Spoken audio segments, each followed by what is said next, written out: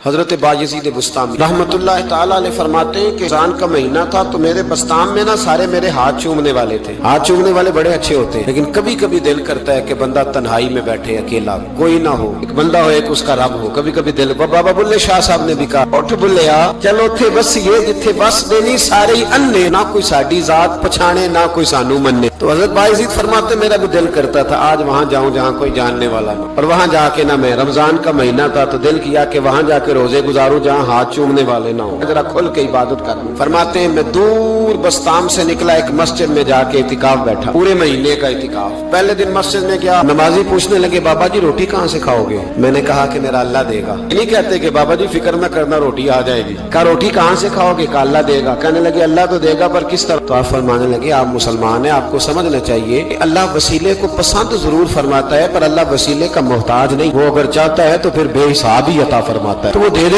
گا انشاءاللہ. کہنے لگے جی دے گا تو صحیح پر کس طرح؟ آپ فرماتے میں نے سمجھایا، دو نمازیوں کو زور کے وقت سمجھایا تو دو پھر اثر میں پوچھنے لگ گئے کہ بابا جی ادھر ہی رہنا ہے پورا مہینہ؟ کہا ادھر ہی رہنا ہے. تو روٹی نے کہا اللہ دے گا. انہوں نے بھی پوچھا کیسے؟ ان کو بھی میں نے سمجھایا. وقت ہو گیا مغرب کا تو دو تین نمازی پھر پوچھنے لگ گئے اجی ہیں، نمازی ہیں، صوفی درویش قاری ہیں، پر یہ بتا کہ تیرے من کا تعلق بھی جڑا ہوا کہ نہیں؟ تیرے اندر سے آواز بھی توکل علی اللہ کی آتی ہے کہ نہیں؟ یہ بھی تو غور کرنا. حضرت بایزید کہتے ہیں میں تنگ آ گیا. میں نے معلوم کیا کہ یہ ساتھ ہر کس کا ہے؟ بتایا گیا یہودیوں کا ہے. میں نے کسی ذریعے سے ان سے رابطہ کیا یا میں خود چلا گیا. میں نے ان سے رابطہ کر کے کہا کہ تمہارے گھر میں کوئی کام کاج کرنے والی عورتیں تو ہوں گی؟ کہا ہیں. میں مجھ سے پیسے لے لو، بس 2 روٹیاں سویرے مل جائیں سحری میں، 2 شام کو مل جائیں. میں سرکے سے کھاؤں یا کسی چیز سے تناول کروں، 2 روٹیاں مجھے صبح شام پیسے لے لو. ماتے وہ مان گئے. اب میرا دل کرتا تھا کوئی نمازی مجھ سے سوال کرے تو میں ذرا اعلان کر دوں کہ میرا بندوبست ہو گیا ہے، میں ذرا اعلان کر دوں کہ میرا بندوبست.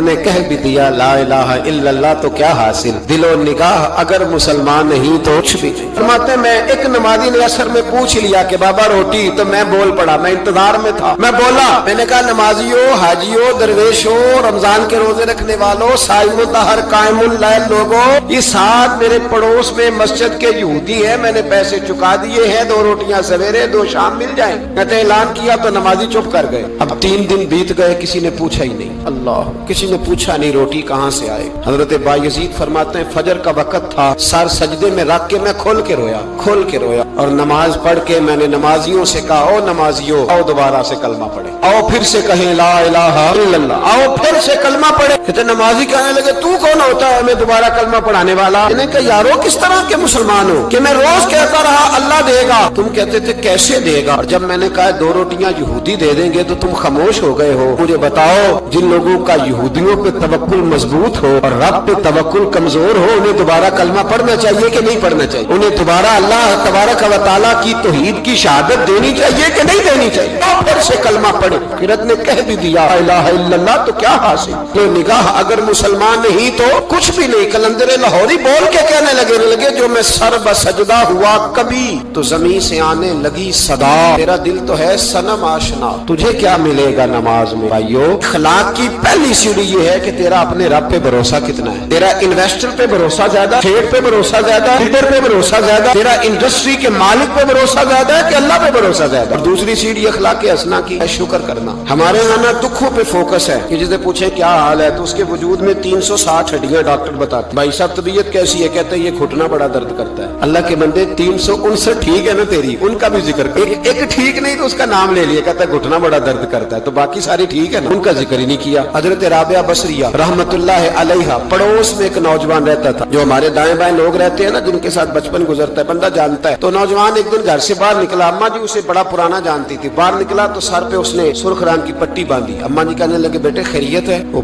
پرانی جو مائیں ہوتی تھی نا وہ جانتی تھی بچہ کس کا ہے، والد کا نام کیا ہے، دادا. بیٹا خیر ہے؟ اماں جی سر میں درد ہو رہی تھی شدید، تو پٹی باندھ لی. تو اماں کہنے لگے بیٹے عمر کتنی ہو گئی؟ لگا 35-40 سال. بیٹے 35-40 سال میں کبھی درد تو نہیں ہوا؟ کہ نہیں. اماں جی فرمانے لگے 40 سال اللہ نے صحت دی، تو نے شکر کی ایک پٹی بھی نہیں باندھی، اور آج درد ہوا ہے تو شکوے کی پٹی فوراً ہی باندھ لی ہے تاکہ سارے زمانے کو بتاتا پھرے کہ بڑی درد ہے بڑی درد ہے. 40 سال میں کوئی شکر کی پٹی بھی باندھنی، پتہ چلتا کہ تجھے اللہ تعالیٰ کا شکر بھی تیرے پاس. حضرت جناب عیسیٰ علی نبینا علیہ الصلوۃ والسلام گزر رہے تھے. ایک شخص زمین پہ لیٹا ہے، اس شخص کی دونوں آنکھیں بھی کوئی نہیں، دونوں پیر بھی نہیں اور دونوں ہاتھ بھی نہیں. لوگ اس کے گرد کھڑے ہیں اور بندہ پتہ کیا کہہ کیا کہہ رہا ہے؟ یا اللہ تیرا شکر، یا اللہ تیرا شکر ہے مالک، الحمدللہ علی کل حال، تیرا شکر شکر۔ لوگ بڑے حیران دیکھ رہے تھے تو جناب عیسیٰ علیہ السلام نے پوچھا کس بات پہ حیران ہو؟ کہا حضرت جی حیران ہے کہ بندے کی آنکھیں بھی کوئی نہیں، دونوں ہاتھ کوئی نہیں، دونوں پیر کوئی، ذرا غور کرنا، جس کی ایک انگلی کٹی ہوتی ہے ساری توجہ اسی پہ رکھتا ہے، دونوں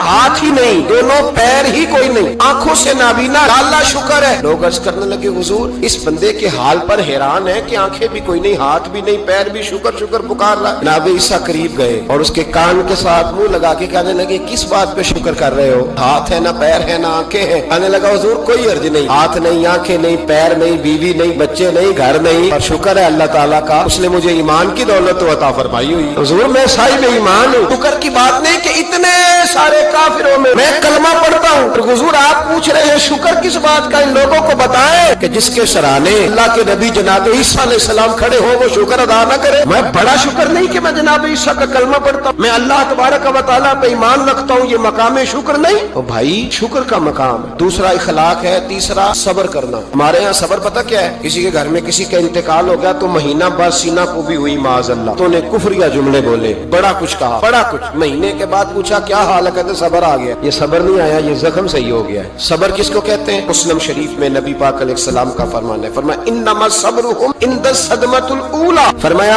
این جب تجھے مصیبت کی خبر پہنچے اس وقت اگر تو صبر کرے پھر تو نے صبر کیا، اس وقت اگر تو کہے انا للہ انا الیہ راجعون تو نے پھر تو صابر ہے۔ اگر 1.5 مہینے کے بعد 6 مہینے کے بعد صبر نہیں آیا پھر تو زخم صحیح ہو، پھر تو آنسو ہی خشک ہو گئے۔ صبر این مصیبت کے وقت، این جب مصیبت آئے تو صبر کرنے کا نام صبر ہے۔ اندر حوصلہ پیدا کریں، صبر پیدا کریں۔ ہم نے جو اللہ سے نعمتیں لی ہے وہ پیسے جمع کرا کے نہیں لی معاذ اللہ، اس نے اپنے فضل سے دی ہے، اور جب چاہتا ہے اپنے کرم سے واپس بھی لیتا ہے۔ اپنی زندگی میں حوصلہ پیدا کریں۔ اور ایک بات اور، صوفیاء کرام، اولیاء کرام یہ فرماتے ہیں کہ دکھ انسان کو اللہ کے قریب کرتے ہیں۔ آپ کو نہ بھی سمجھ آئی تو جملہ بڑا مزیدار ہے، دکھ انسان کو اللہ کے قریب کرتے ہیں، سکھ بندے کو اللہ سے دور کرتے ہیں۔ یاد رکھنا، جن کو دکھ کوئی نہیں نہ ہوتا تو بیت اللہ کے غلاف کو پکڑ کے بھی نہیں روتے، جو تڑپ رہے ہوتے ہیں نا، تڑپ رہے ہوتے ہیں، سسکیاں لے رہے ہوتے ہیں، ان کے قریب جا کے پوچھو بابا کیا مسئلہ ہے؟ تو کہتے ہیں بیٹی سسرال میں دکھی ہے، بیٹا جوان ہے پر بے اولاد ہے۔ دکھ ہے نا جن لوگوں کو، ان کے پاس درد ہے، ان کی آنکھوں میں آنسو ہے، لیکن جو سکھی ہے ان کا ماحول، ان کے معاملات سخت ہو جاتے۔ حضرت ایوب علیہ نبینا علیہ الصلوۃ والسلام اللہ کے پیغمبر، اللہ نے بیٹے بھی دیے، بیٹ بھی دیے،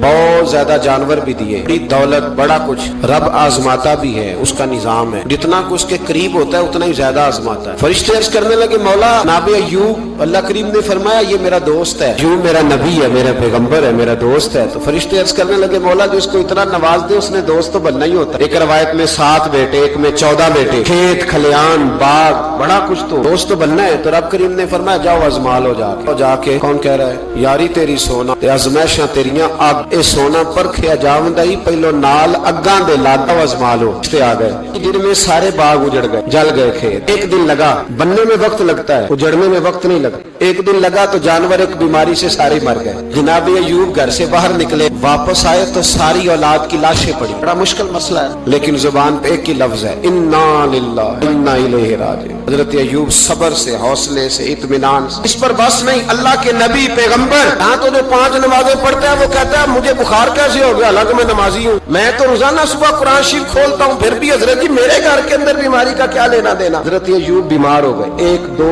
3 4 ہفتے، مہینے، سال نہیں، 16 سال بیت گئے بیمار، 16 سال بیت گئے، 16 سال۔ حضرت ایوب علیل ہے۔ ایک دن زوجہ قریب آئی تو کہنے لگی آپ اللہ کے نبی ہیں، آپ جو بھی دعا کریں مالک قبول فرما لیتا ہے، دعا کریں آپ کو شفا دے دے۔ جناب ایوب فرمانے لگے ایک بات تو بتا، شفا کتنے دن رہی؟ کہنے لگی 60 سال۔ میں کھیت کھلیان اولاد مال دولت کتنا عرصہ رہا؟ کہا 60 سال۔ 60۔ آپ فرمانے لگے بیماری کو کتنے سال ہوئے؟ کہا 16 سال۔ فرمانے لگے ذرا مجھے تکلیفیں اور بیماریوں کو بھی 60 سال ہو لینے دے، پھر دعا بھی مانگ لوں گا۔ برابر تو ہو لے، یہ تو صرف 16 ہوئے، 60 ہو لے دعا مانگ لوں۔ اور فرمانے لگے دعا مانگنی چاہیے پر میرے رب کو پتا ہے ایوب کس حال میں ہے، بس زبان پہ یہ لفظ آئے تو اللہ نے فرشتوں سے فرمایا تم نے جانچ لیا ہے لیبلوکم ایکم احسن عملا، چل گیا مولا، چل گیا۔ فرمایا جاؤ اب میرے بندے کو نواز دو، بس مالک بے نیاز ہے نا۔ بنجر زمینیں پھر سے آباد ہو، پھر سے جانور آ گئے، وہی لہر بہر ہو گئی، بیٹے بھی اللہ نے دے دیے، مال دولت جائیداد ہر چیز، گھر میں بیٹھے شفا بھی ہو گئی۔ حضرت ایوب کی زوجہ قریب بیٹھی ہے، سکھوں کے دن آ گئے، پوچھنے لگی ایوب ایک مسئلہ پوچھنا ہے۔ एक बात जहन में आई, इजाजत दे तो दरियाफ्त करूं? फरमाने लगे पूछो। तो ज़ौजा अर्ज़ करने लगी हुजूर बतलाइए, दुख अच्छे के सुख, दुख अच्छे के सुख। तो जनाब अय्यूब फरमाने लगे दिन सारे अल्लाह के, दिन सारे अल्लाह, दुखी रखे तब भी मेहरबानी, सुखी रखे तब भी फजल, ठीक है। पर अगर मेरे दिल का हाल पूछे ना तो दुख बड़े अच्छे थे, बड़े अच्छे थे वो दुख। कहा हुजूर दुख अच्छे थे? जनाब अय्यूब फरमाने लगे जब मैं बीमार था तो मेरा रब 24 घंटे में एक दफा मेरा हाल पूछा करता था। रब पूछता था अय्यूब तेरा क्या हाल है? रब पूछता था, खुदा खुद मीरे मजलिस में, अल्लाह पूछता था। फरमाते 12 घंटे इस मजे में गुजर जाते थे कि मेरे रब ने मेरा हाल पूछा है। 12 घंटे इस कैफ में बीत जाते कि अल्लाह ने हाल पूछा। फरमाया अगले 12 घंटे में इंतजार करता रहता था कि रब दोबारा कब हाल पूछेगा। फरमाया 24 घंटे में एक दफा पूछता था। दो उम्र दराज मांग के लाए थे 4 दिन, 2 आरज़ू में कट गए तो इंतजार में। तो फरमाते हैं बस ये इस तरह हाल गुजर जाता था। फरमाने लगे शिफा तो हो गई, सेहत तो हो गई, खेत खलियान तो हो गए, पर अब मेरा रब मेरा